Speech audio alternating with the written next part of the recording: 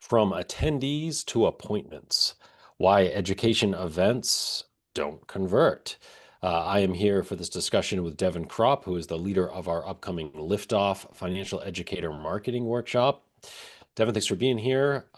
Let's get right into it. So when advisors say education events, they don't work, what's actually going wrong most of the time there? It's a good question. Of course, there can be many areas of breakdown when we're talking about, doing an event.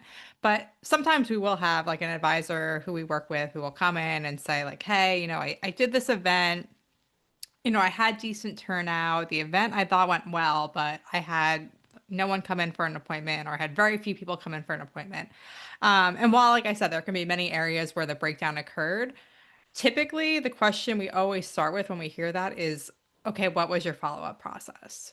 Because most of the time, when we hear that statement, it's because there was a breakdown or not a plan for follow-up when the event happened, which is understandable, right? Like we're talking about when you're putting on an event, you're doing the marketing for the event, the planning for the event, the prepping for the event, and there's all this energy going into the event. You do it, you feel like this is great, and then all of a sudden you're like, oh, like I'm supposed to follow up and I haven't thought about that part of the process yet. So oftentimes when we hear, they don't work for me, it's not because the presentation was bad or your marketing failed.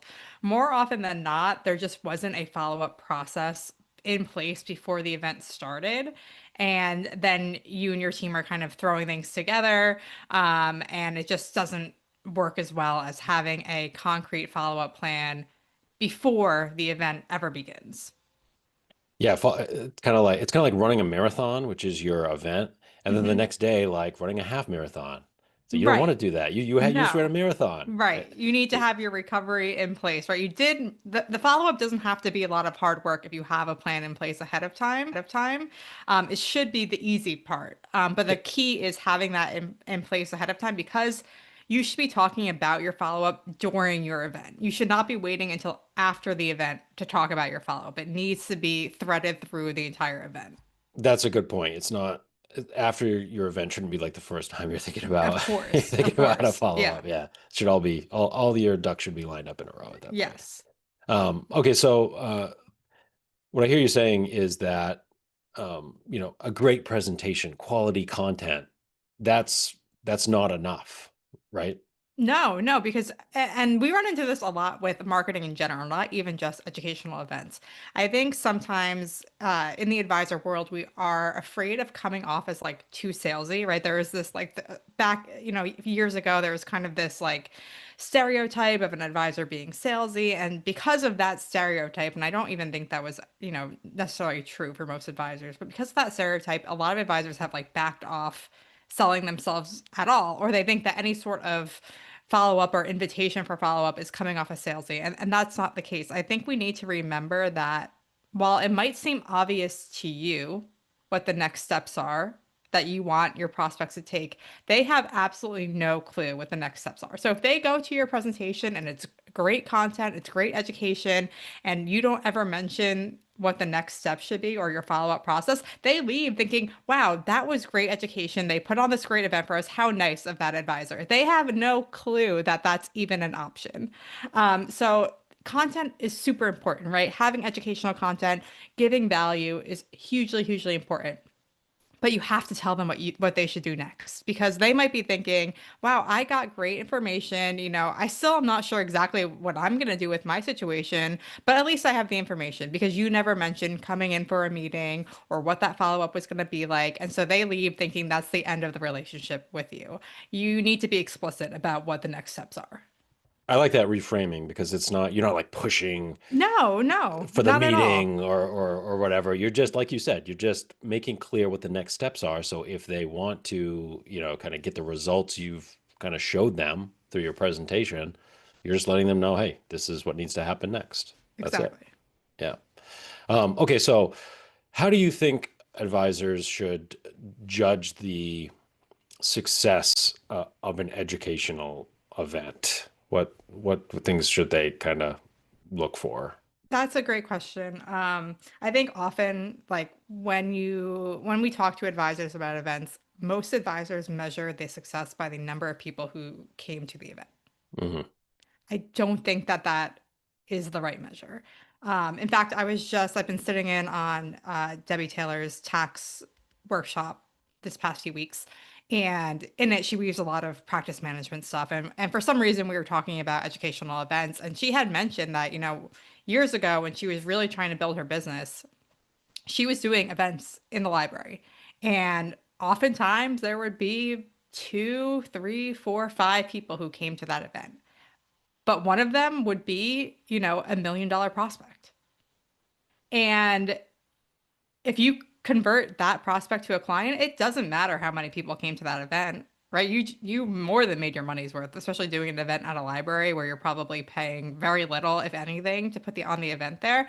And so I don't think that we need to be hyper focused on like how many people show up to the event, right? You could have a room full of 40 unqualified prospects that it doesn't really matter that all 40 of them are there if they're not good ideal clients. But if you have just one or two prospects there that, fit your client profile, are high net worth, are exactly who you're looking to work with, it doesn't matter how many other people are there. So I really think that we should measure our success more in, those follow-up, that prospecting meetings, that first meeting that we book after that, because that's really where the value is going to come from. If you just convert one prospect from each event, that prospect is going to be bringing in revenue for you over time, and you're going to make all your money back from that. So I think we should, instead of focusing on like, oh, I had 30 people show up and sit in this room, it really should be what my conversion process looks like and how many people I'm bringing in for meetings. Yeah, so it's more about quality over quantity. Is Yeah. that what I'm And hearing yeah, you say, I think basically? it's a natural, normal thing to like get caught up in the numbers, right? No one really wants to sit there and present to like two or three people. I totally get that. Like, even when we do webinars, if there's not, a huge crowd, you're kind of like, oh man. But at the end of the day, if you're giving content to the people who really need it and they're gonna take that next step, like that is success, right? It doesn't really matter who else is there. And they're the kind of people you want to have as clients too, Right. Right. right? Yeah. Okay, so we've kind of talked about things from the advisor's perspective about how the event should go and how the follow-up should go, but from the prospect's frame of view, where should they be mentally at the end of an event, do you think? It's a good question. I think number one, they should walk away with more information than they showed up with, right? Our goal is always to educate and lead with education. So number one, you want to give them that value. You don't want, we talked about this in our last live stream. You don't want to be worried about like giving away too much information. Like that's just not a concern that you should have. You want them to feel like it was worth their time. Number two, you want them to walk away saying, okay, like I have more information. I'm feeling a little bit clear about this. I don't feel overwhelmed. I know what the next steps are, and I know how I'm going to take those next steps with this advisor. We want them to understand that they're at a decision point, right? Like if it's a Social Security workshop, they understand that that decision is coming up for them and that they need to be thinking about that. And again, successful advisors are weaving their follow-up process through the presentation, meaning they're mentioning a one-on-one meeting multiple times through the presentation. It is not the last slide. It is not a follow-up email afterwards. It is woven through that entire presentation multiple times. So when they get to the end, they know what those next steps are and they are kind of like self-identifying how they're going to take those next steps. So we want them to feel a sense of clarity, and also start to feel ready to come in for that meeting or think about when that might work for them. Um, so what do you think then the most common mistake is that advisor, because you've to reiterate, you've been saying that, it needs to be built into your presentation, what these next steps are, and then your follow-up needs to be ready to, take advantage of that. Where do you think advisors fall short, aside from just, not doing, not doing follow-up, right? Yeah, I think it's like this fear of coming off as salesy, and because of that, often like the follow-up process is like the last slide of the presentation, right? You go through all of the content, you're educating, you get to the last slide, and you're like, oh, hey, by the way, if you want, Yeah. you can come in for a follow-up meeting. Now let's go into Q&A. And it's this very, very short amount of time within a 45-minute presentation. And that, number one, like people can just not be paying attention at that moment. Number two, you're probably not fully explaining the benefit for someone coming in for a follow-up if it's like that last slide. Number three, and I think this is important for the prospect sitting there too, like you're going through this probably somewhat technical presentation, and the entire time, every person in that room is thinking, okay, how does this apply to me? Right? It is natural for us to be thinking about ourselves in light of the content that you're sharing. And so they might be sitting there with this like immense amount of anxiety, thinking like this is super complicated. Like maybe I messed up, like maybe I claimed too early, or maybe I didn't, claim my divorced spousal benefit. And they're so anxious about all of that, and they don't understand that there's going to be an opportunity to speak with you that they can't even focus on the rest of the presentation. So I think if like we talked about reframing it too as not being salesy, like you being upfront and saying, hey, like you're going to have this opportunity to come in and we can discuss your situation, allows them to kind of relax during the presentation and understand that if they have very specific questions, they're going to be able to get those answered and they don't have to be like hyper focused on it during the presentation. So I think like making sure that we're not just waiting for that last slide is beneficial for you, because you get to kind of get your point across as the advisor, but also it's beneficial for the prospect. So they know what's coming. They're not concerned about, not having their questions answered. And it's very transparent for both ways. So I think that's kind of what I would say there. Okay, and I was going to ask you, how quickly an advisor should start a follow-up, but I've got the impression that, it's starting like during the It's presentation starting during the itself. event. And that is the Yeah. number one mistake, is that you start your follow-up after the event when it should be during the event. Yeah. Yeah. Okay, well, so if you have an advisor who maybe they've tried education events before, maybe did just nothing, they were frustrated by the results, they didn't get what they thought they would in terms of drumming up business.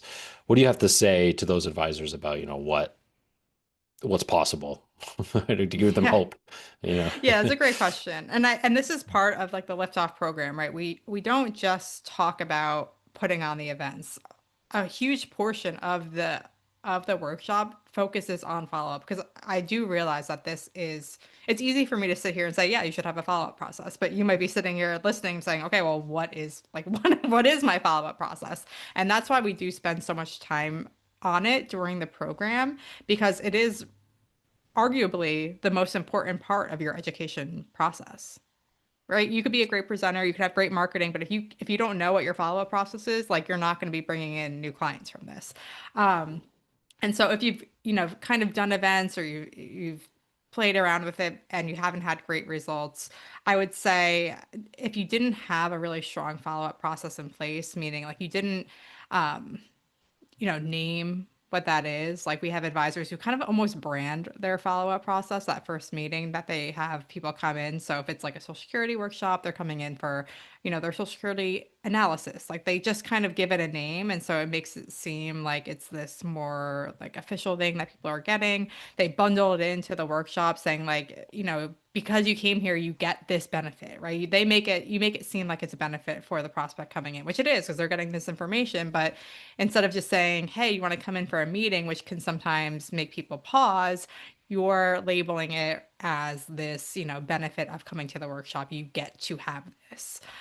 So I would say, if you've gone through the process, you don't really feel like you've had that follow-up process in place, that is an area that could really transform your experience with putting on events. And that is why it is like a full session of our program, because it is so important. And we want to make sure that advisors who go through the program understand what a follow-up process should look like drip emails, how it works in your presentation, how it works afterwards, should you have people calling, like we go through all of that, and we find a process that works, for you and what you feel comfortable with, so you can have success from these events.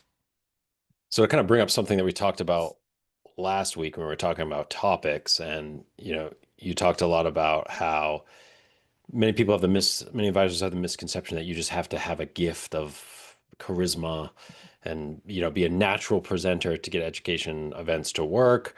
You dispelled that last week, and what I'm hearing from you this week, Devin, is it's about the system and the process and just getting that dialed in, and then Mhm. the results are going to happen when you have things in place. Yes, totally. And that goes for, really every part of the educational event process, right? Like the first few times you do it, you might be experimenting and trying things out and doing different marketing and trying different venues, different topics, different follow-up. But eventually you want to get to a point where like you can do this and your team can do this in their sleep. And when we go through, case studies during the program, but in particular, this kind of reminds me of Chad Henry, who really has, built his business around dinner seminars. And he was, at one point doing multiple dinner events a month. And his team had this process down so well that it was just like a machine that just kept running, right? Everyone knew what they were doing at what point. They didn't have to think about what the marketing was going to look like. They didn't have to think about what the follow-up process was like. And of course, that's like the end goal of where we want all of our advisors to get to. Obviously, we don't anticipate you being in that place when you come into the program. But the program is all about finding what works for you and then being able to build processes. So this is something that you can do repeatedly. And it's not going to take all of your time and brain power to do because we know advisors are busy and we want you to be able to have these processes in place that work for you. Yeah. So if you want to put this financial education machine into place, we have the Liftoff Financial Educator Marketing Program coming up. Devin, this starts in Next later this week. month. No, Yep. next week. Next week. Yep. The 29th. Yep.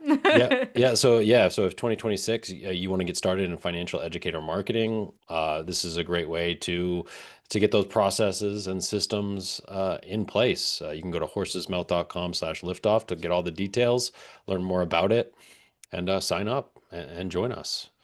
So, Devin, any final words before we say goodbye? No, thanks everyone for listening in today. We'd love to see you when the program starts. So, feel free to join us and we'll figure out your follow-up process so you're converting all those prospects into clients. All right. Thanks. Take care, everybody.